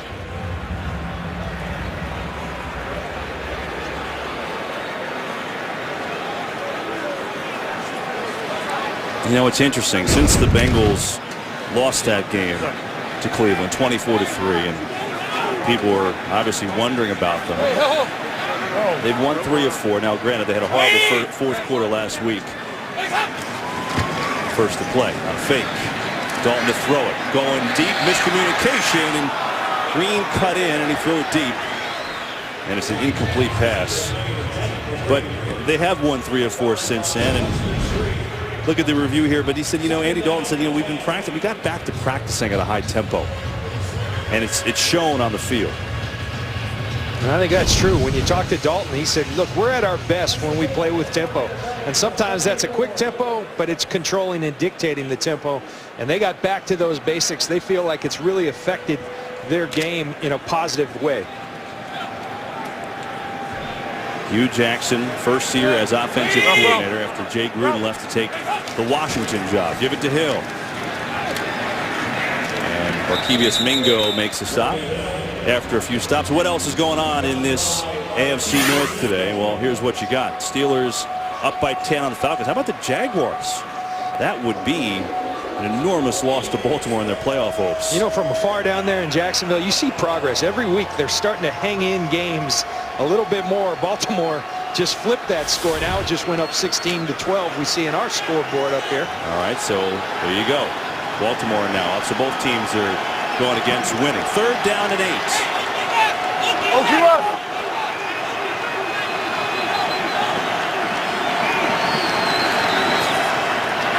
Dalton over the middle. He's got it to Bernard for a first down to the 20. And that's something I think, Kevin, and maybe playing Jeremy Hill as their lead back can actually help them, because Bernard comes into the day with 28 catches, but not nearly the effect has he had on this offense as a receiver as he did last year. And I think it's such a weapon. He is a one-on-one matchup nightmare out of the backfield for linebackers. They've got to get back. A new offensive coordinator. Jay Gruden is in Washington as the head coach. He was the offensive coordinator. He did a great job of utilizing that. That's one thing I see this offense can do better. Hill back in the game now. We got a flag. I mean, Giovanni Bernard, for all intents and purposes, was Darren Sproles last year. False start, number 18, offense. 5-yard penalty, still first down. I mean, he had 56 catches. And I asked Andy Dalton about that yesterday. He said, hey, you know, getting him more involved with the pass game. He said, well, you know, we've got a new coordinator. Little things are different, but it looks like they're trying to get back to that today and get him those catches out of the backfield. As I was mentioning, I think perhaps letting Jeremy Hill do the pounding and then bring him up for matchups, for different outside run plays, really trying to play to his skills would behoove the Cincinnati Bengals. After the penalty, 1st and 15, Hill back in there. They'll pass. They're going to go deep, looking for A.J. Green, knocked away. Real good coverage by Buster Screen. Well, A.J. Green presents a lot of challenges for cornerbacks. He's 6'4", but then he runs a 4.3. He can flat out run. He may have found one of the few guys in this league that's even faster in Buster Screen. That's one thing he can do, is run. The fastest guy on this Cleveland Browns team. Speed is not an issue, but a nice job playing the football as well by Screen.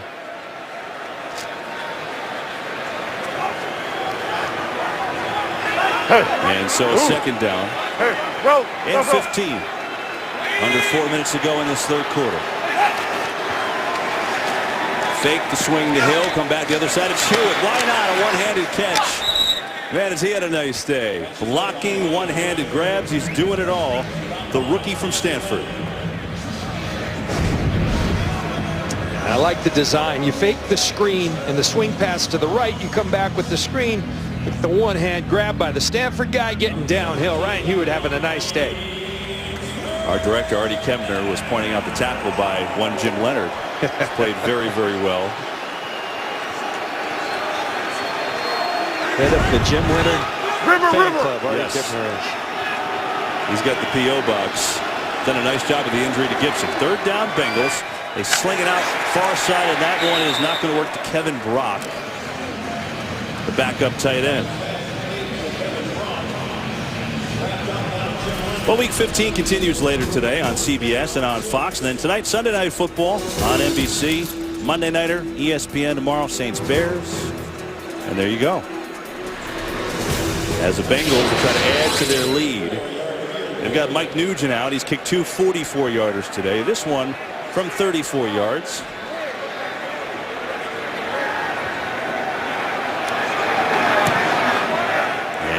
Nugent puts it through. He's 3 for 3 on field goals, and it ups the Bengals lead to 23-0. And so today, the Battle of Ohio has such deep roots, great history, great coaches, great players. But today, It's all Cincinnati in the post-Ickey Woods era. 51 plays for the Bengals, 28 for Cleveland. They've controlled this game from start to finish. An opening possession touchdown where they went down the field with the run game, 14 plays to score, and really I think that set the tone for the whole day, the way their offensive line played on that first drive. There's no doubt about it. Both lines have been outstanding for the Cincinnati Bengals, and that's after a week in which they kind of got it taken to them late in the game, particularly against the Pittsburgh Steelers. Jeremy Hill almost has 100 more yards total of the entire Browns team. Jeremy Hill day. Sean Drawn back to receive. Browns will take it on their own 20. Jeremy Hill, what a day for the rookie. 128 yards, 2 touchdowns. Cincinnati up on Cleveland.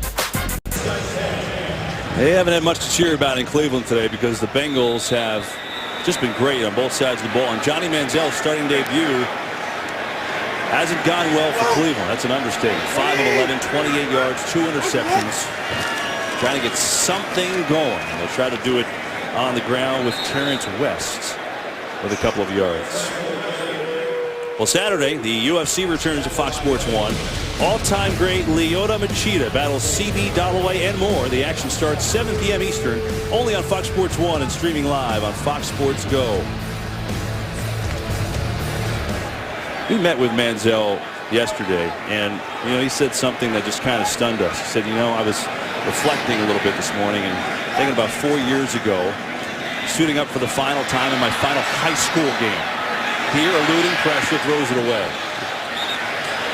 So 4 years ago, he was playing his final high school game, and I think in some ways you have to remember that. He's still green in a lot of areas. A young kid, he's 22 years old, just turned that a week ago.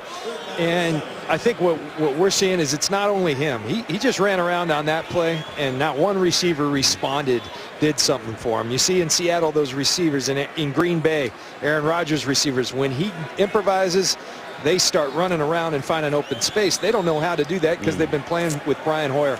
I think he can be a success in this league. It's hard to say that watching this today, but I think he's got some tools. I think they have to continue. He's going to have to learn to throw in the pocket. That's the one thing we know. To be successful at that position in this league, running has to be a secondary thing. You have to first be able to throw from the pocket within the structure of the offense.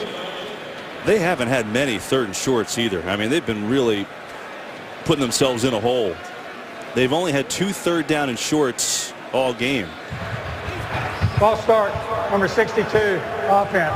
5-yard penalty, still 3rd down. Let's go down the sidelines with Pam. Well, Kevin, it's going according to script. I had a chance to talk to Carlos Dunlap, and Cincinnati's sack leader was practically salivating at the chance to play against Manziel. Dunlap told me that he wanted to give him a rude awakening. He told me our defense just won't allow it. All those money signs, that Johnny football thing, squash that. He wanted to send him a message. This ain't college, it's the NFL. Back to you. Pam, they have. It has gone according to the Bengals script, not the Browns. On another 3rd and long, Manziel fires, and he's got a completion to Gordon. Gordon breaks the tackle. Still going and still in bounds. And finally a big play for this Browns offense as Manziel converts to Gordon all the way up to midfield.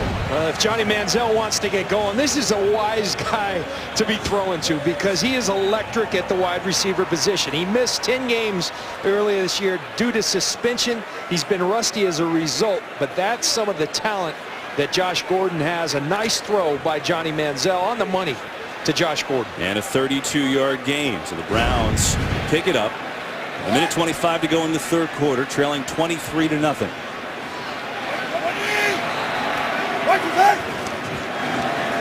Fake the run, Gordon. They set it up and they have it blocked well, but we get a flag. As Gordon is going to be near a 1st down, but the penalty's coming multiple on the play.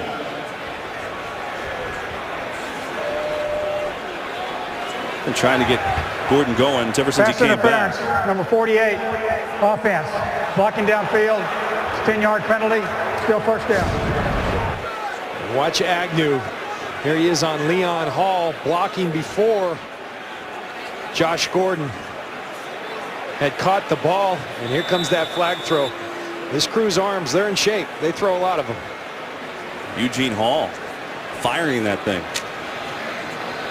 And the penalty will move him on back, so a 1st and 20. Under a minute to go in the third.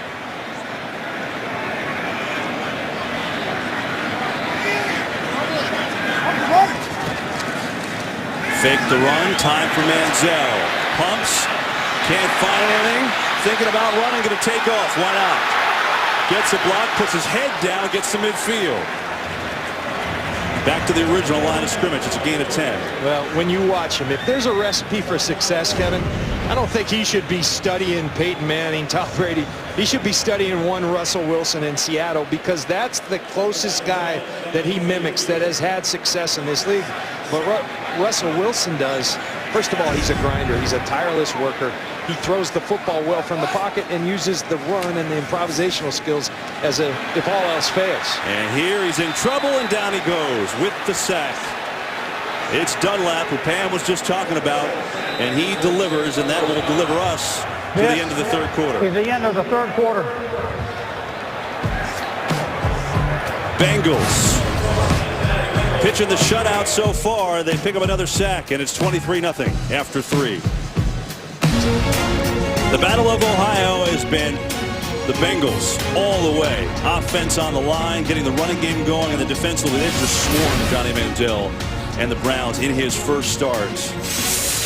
Paul Gunther in his first year. He's been on the staff 10 years, learning under Mike Zimmer, who of course got the chance to finally be a head coach in Minnesota. His group has done the job today after a rough fourth quarter against the Steelers. Third and long. Manziel fires back foot, and that's not going to get it done, as Gordon makes the catch. Actually, sorry, that's not Gordon, that's Hawkins. And a punt is coming once again. And watch what Paul Gunther, he knows he's got a third and long, so what do? You get it out of the hand of the quarterback. They bring an all-out pressure. Johnny Manziel's right to get rid of the football.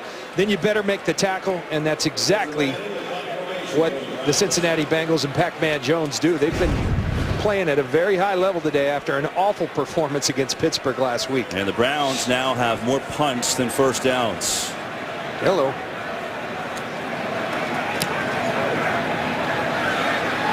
Brandon Tate. Fair catch call for Bengals football and their lead. It's been a rough day. The starting debut for Johnny Manziel hasn't gotten any help either. All Cincinnati with the shutout in the fourth. Saturday, an old rivalry gets renewed. Rakeem Christmas and Syracuse bring the fight back to the Big East when they face Javon Pinkston and the 7th-ranked Villanova Wildcats. Coverage begins Saturday at 12:30 Eastern. That's on Fox and also streaming live on Fox Sports Go. It's really his name. You're not just saying that because of the time of year? No, that's it.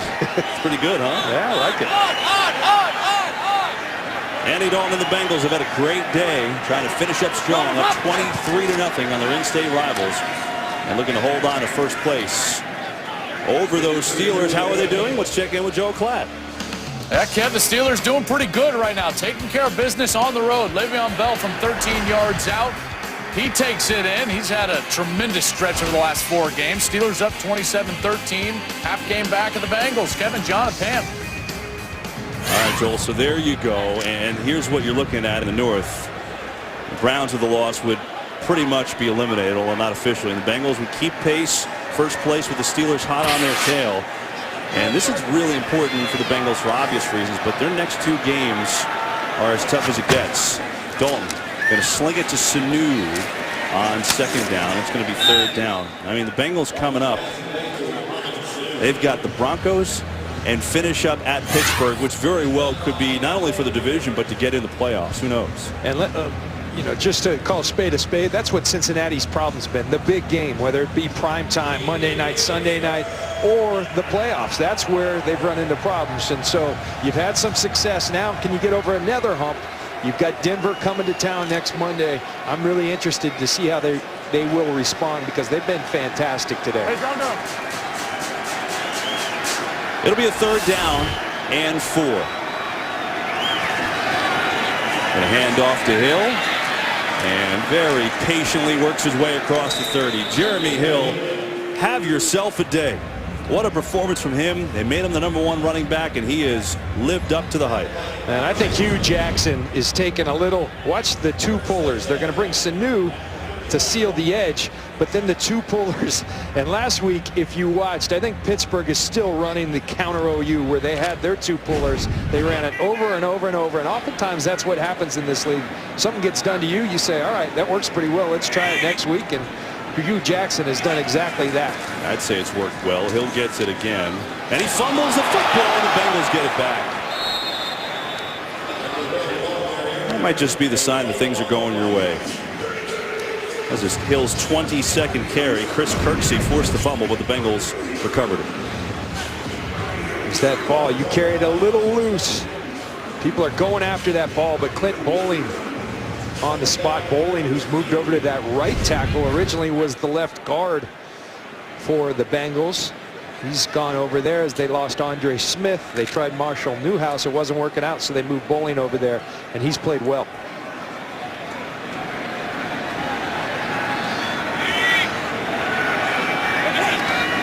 Bernard in the game. They fake it to him.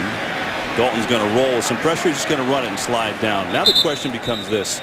When you look at Marvin Lewis, 11 years, and really everyone looks at the no playoffs, no playoff wins, as we get a flag on this play.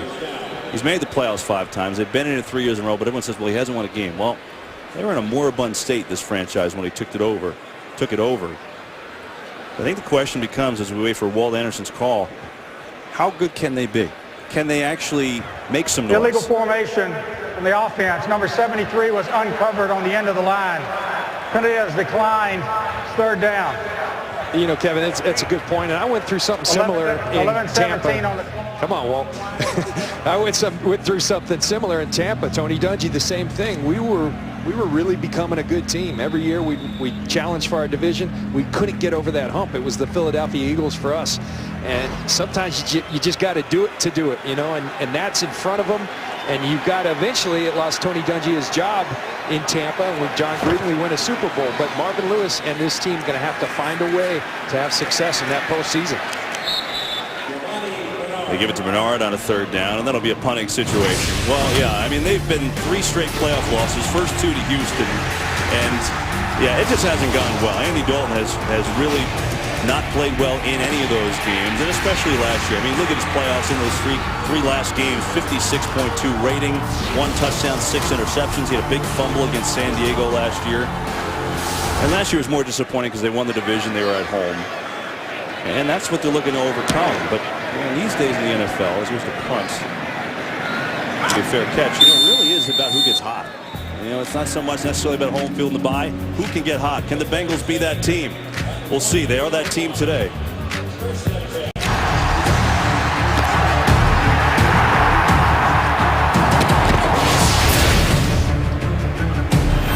Kosar and Chad Johnson and Ozzie Newsome. So many great players in this great rivalry, but it's been one-sided today. All Bengals. Johnny Manziel in his debut hasn't mustered much. Throw it over the middle to Crowell. And we have an injured Bengal. Vincent Ray, the linebacker, is the one who's down.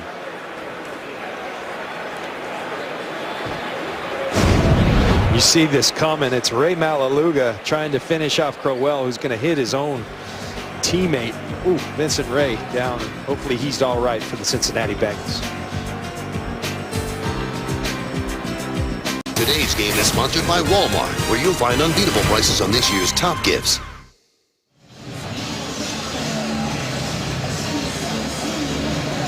Well, Vincent Ray got hit pretty hard by his own man, Ray Malaluga, helmet to helmet. At least he did walk off under his own power. 2nd down and 6, 23-0 Bengals over the 15, 67 yards and 2 interceptions. Over the middle, got a completion out at the 30. It's Hawkins against his former team. John, I want to take a moment to wish a happy 50th birthday to our boy Nick Franklin, lead tape operator. He's amazing. Couldn't do it without him. Run. And he's going on a trip to Singapore after the game. Happy birthday, Nick. And he'll be back in New Orleans next week. He'll actually be back in the States, what, in like 28 hours? He's got to get those airline miles. Jeff Smizik better hook our boy up. Manziel sprinting backwards, way back, floating into Crowell. That was dangerous and incomplete. And another punt. And that's what Johnny Manziel, Kevin, you're exactly right. You can't float balls high in this league and kind of lazily throw them as you're going backwards. They turn into interceptions. He's very fortunate that another ball, if Devon still is not a D lineman, is a linebacker, that ball is picked once again. You got to throw the ball with zip and authority on the line. Throwing back across your body, something you just can't do. Kyle Shanahan trying to teach that to his young protege. And Marvin Lewis said that to us yesterday too. He said, hey, we got to get him going backwards. When he scrambles, he'll go backwards. We can't let him step in and on the run throw. Bengals have done everything right. Except there. Tate drops, picks it up. Nearly jinxed him, but he recovers, and so do the Bengals, who are up 23-0 on their in-state rivals. Hey, it's the last week to vote for the 2015 Pro Bowl. Select the best players regardless of conference. Then Chris Carter and Michael Irvin will draft teams as alumni captains. Vote now at NFL.com/Pro Bowl ballot. Voting ends Monday night. How come you aren't an alumni captain, John? You're there 9 times. Someday. First and 10, Bengals, 23-0. What we got? What we got? They've held the Browns to 98 yards. It's literally the game they played in Cincinnati a month ago, reverse. What a day by this rookie who has already 250-yard games, and Jeremy Hill now at 139 yards. Well, I was asking you before, John, about the Bengals, and you know, look, they got to win a playoff game before they can make some noise, but what has to happen for them to do that?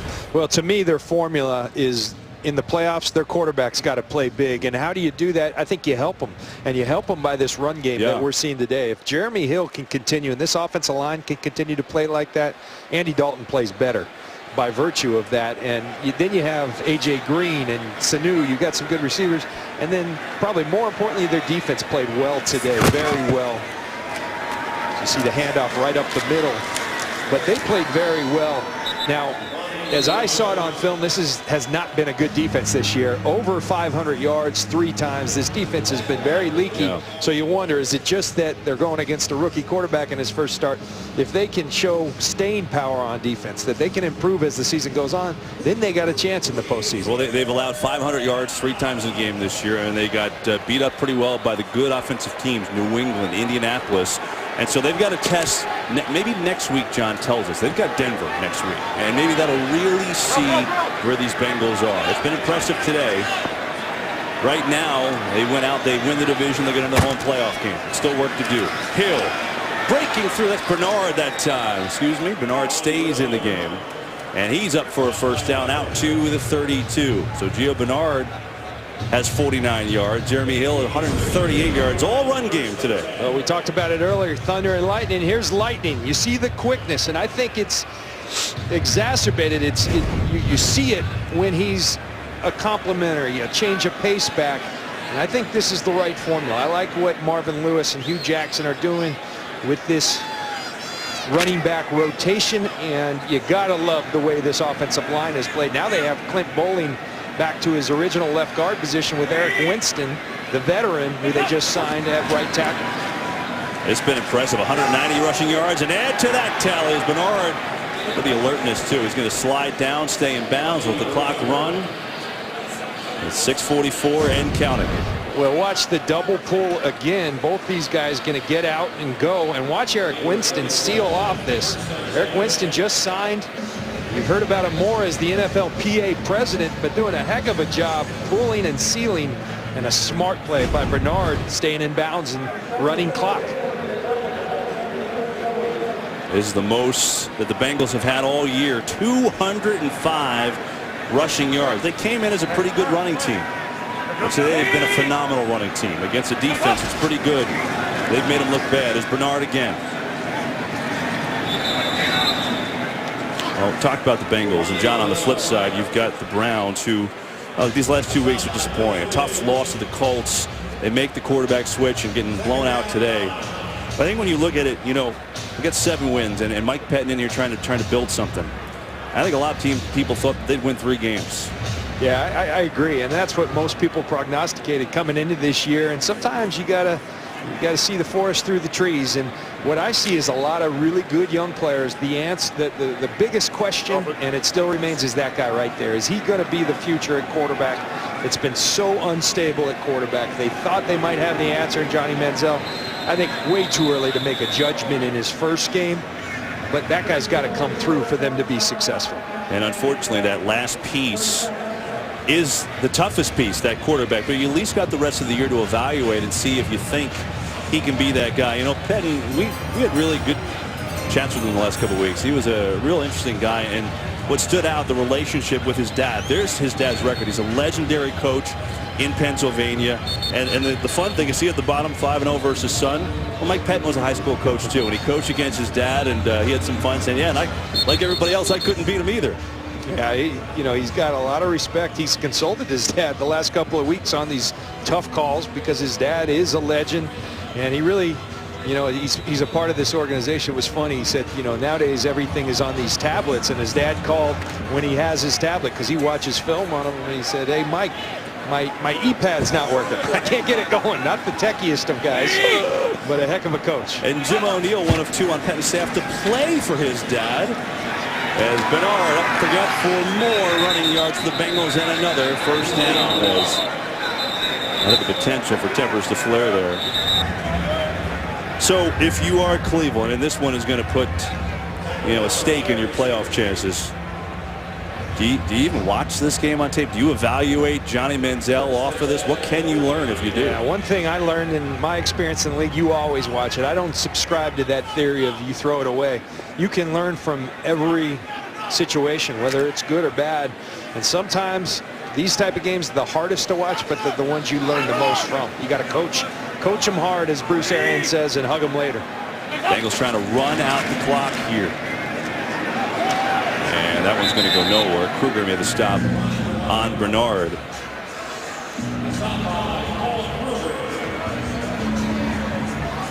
So it's a little different when you're watching things live and looking at the tape. How about this?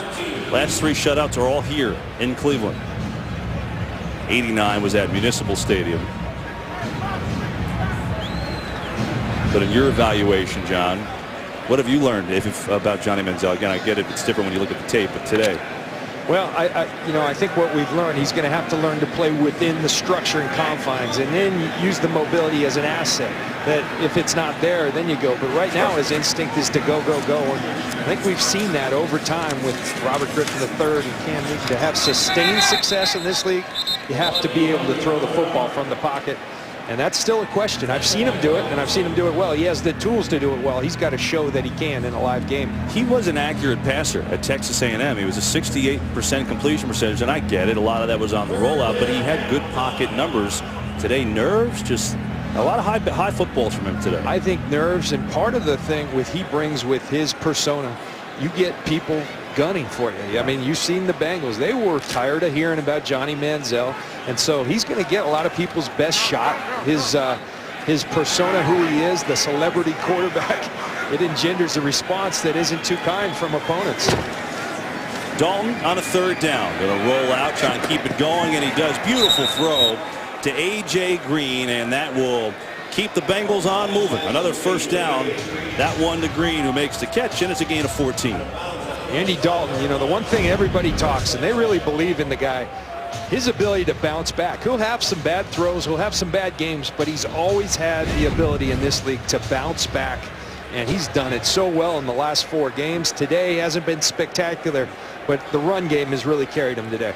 I'm not saying he's at his resume yet, but in a way, is it that unlike Tony Romo? I mean, Romo ever had that snap in Seattle, and it always had that mantra, well, can't win the big game. Well, A, you need help to win the big game, and B, Tony Romo's a pretty darn good quarterback, and I think in some ways similar. I think that's a good analogy. One thing Andy Dalton has to stay away from the interceptions. That always seems to be his Achilles heel. Very good quarterback, but you just have to protect the football. Sure. Yeah, Kevin, when you look at Johnny Manziel and you say, what's the recipe for success? Here's the guy that I think, in the best case scenario, he kind of reminds me of. You see the Elway spin by both of them. Russell Wilson always eyes downfield. Johnny Manziel, eyes downfield, making plays. This is Johnny Manziel at his best. The zone read, he can be a weapon there, but he should really watch Russell Wilson. And here's the question for me, and we asked him. I was straight up with him. The best quarterbacks in this league, they're the hardest workers in the building. Johnny Manziel was this week, by all accounts. All year, he hasn't been. And I asked him, are you willing to do that? And he said, well, this week was a good start. He was stand up. I think he didn't argue that he hasn't been. He said, this was a good start, and we'll see from here. And I think that will go a long way in determining his success. I think the one thing about it, which is interesting, it's been documented, as you said, about his, his work habits and all the other stuff that we know goes with him. But you get the feel. You've talked to a lot of people when we were being around the, the team.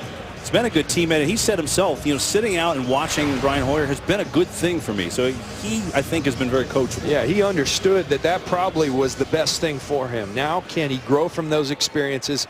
Can he do it on the field? He's going to have the opportunity the rest of this year, provided he stays healthy. And we'll see if he can get it done. He and Brian Hoyer there trying to have a light moment in what's been a terrible day. The Bengals just working this clock down on the 2-minute warning. This is Hill. What a day for Jeremy Hill. He's got another first down. He's inside the 15-yard line. That is his 25th carry for 149 yards for the Bengals rookie. And it's Cincinnati up 23 with 2 minutes to go. Aerial coverage today provided by Nationwide here in Cleveland, where the Bengals have been in complete control, looking up their record of 9-4-1 and continue in first place on the way to another division title with a tough 2 weeks ahead. 2 minutes to go. He's going to run this out. Rex Burkhead is in the game out of Nebraska. He gets his first carry today, second-year man. I think, Kevin, you've got to congratulate, and really Marvin Lewis did a heck of a job getting his guys ready. A tough loss against a division opponent in Pittsburgh.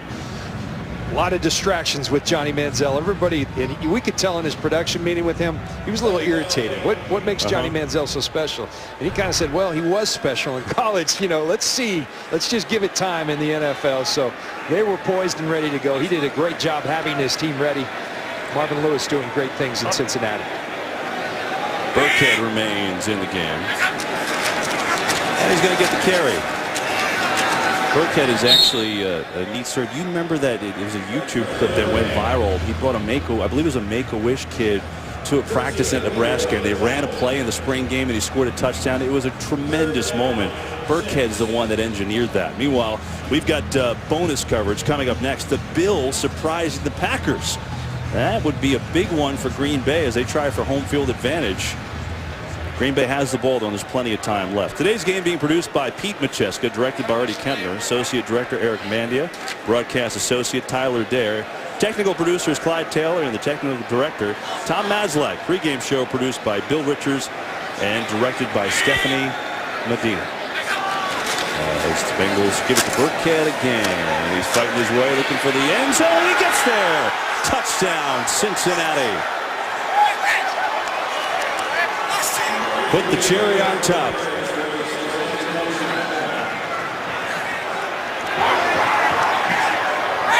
It's nice for Rex Burkhead. I think his first touchdown, and you said it right. The cherry on top. They've dominated the line of scrimmage all day. They've run right through this Cleveland defense, and to finish the game like that, that's a job well done by the Cincinnati Bengals.